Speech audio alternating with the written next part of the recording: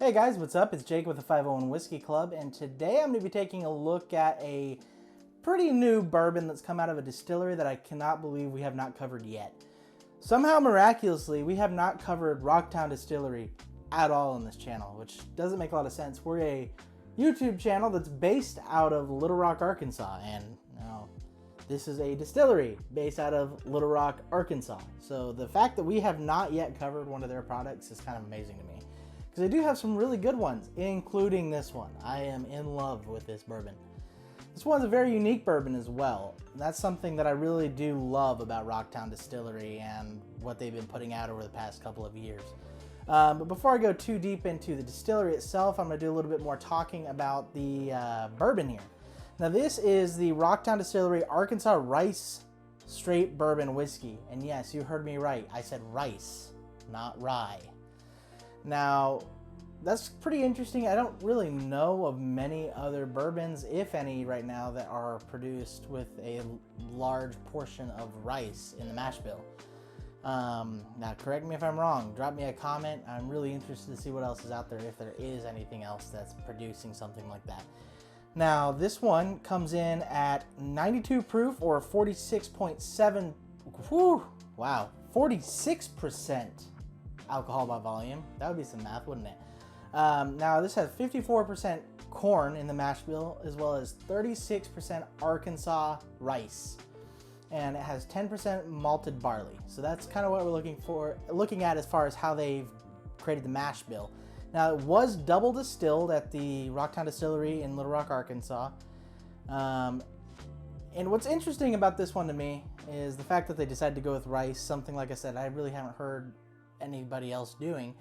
And it's kind of, I think, a hat tip to the state of Arkansas, because we are the largest rice producing state in the country. And that's one thing Rocktown has always been pretty good about, is sourcing their grains and things of that nature from within the state. I think they source from within 125 miles of the distillery. And I think they did a really good job on this. I never really thought about what rice would taste like in the mash bill of a bourbon, and it's just shocking. It's really, really good. I'm really upset about the fact that this is a limited release. I'm gonna miss it. It's already pretty much sold out on the shelves. I'm sure somebody out there has it that they might sell it on the secondary. I don't know. Unfortunately, I'm too in love with mine to do that, and legal reasons. Okay. Anyhow, without too much further talking, let's jump right into this. Now, that made kind of a mess. That was my bad. But they do use a synthetic cork, which I like. I know there's some people out there that don't quite care for them, but I really like it. Makes storing them kind of easy. I'm not as worried about the cork rotting away or breaking up or anything like that. And plus, it's better technically for the environment. We're not, wiping out more cork trees, things of that nature. Well, let's give this a taste. I've had this before, so I'm not going to even act like I've never had it. I really do like it a lot. But we're going to go into it now. I don't have any notes on the tasting right now, so this is going to be kind of off the cuff here. I have some notes written out about other things in reference to it, like the mash bill, which we've been talking about, but this will be kind of off the cuff. So let's see what we've got. Wow. Now, I will say that malted barley really comes through on the flavor profile, and it's something I do like in their bourbons a lot. Man, that corn just has such a unique, sweet flavor. Or not flavor, aroma. Let me say that correctly. It has such a sweet aroma to it. There's almost like a chocolate note going in here, like a milk chocolate of some sort. Almost got some sort of like vanilla pastry going on in the aroma as well. As well as some hints of black pepper, kind of giving it a little bit of spice. I'm not really sure where that's coming from. We don't really have any rye in there or anything like that. Like I said, it's mainly corn, rice, and malted barley. So either way though, it's really a pretty interesting and unique nose on this one. Okay, so now in for the taste.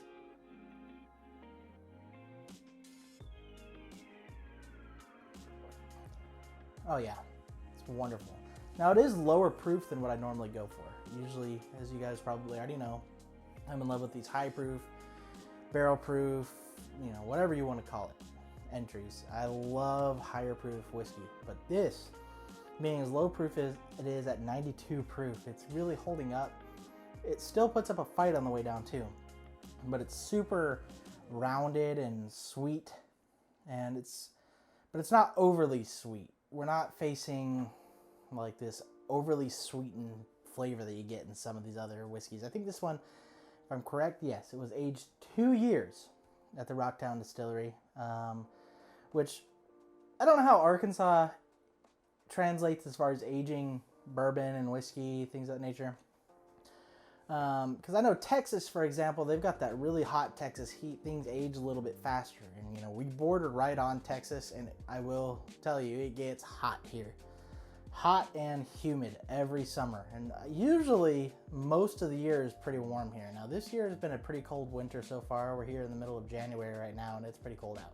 Being aged 2 years really did good for it. I think they probably pulled it out of the barrel at just the right time. I'm not getting any of that young note that you get on something that young, maybe distilled in, let's say, Kentucky or somewhere maybe a colder environment.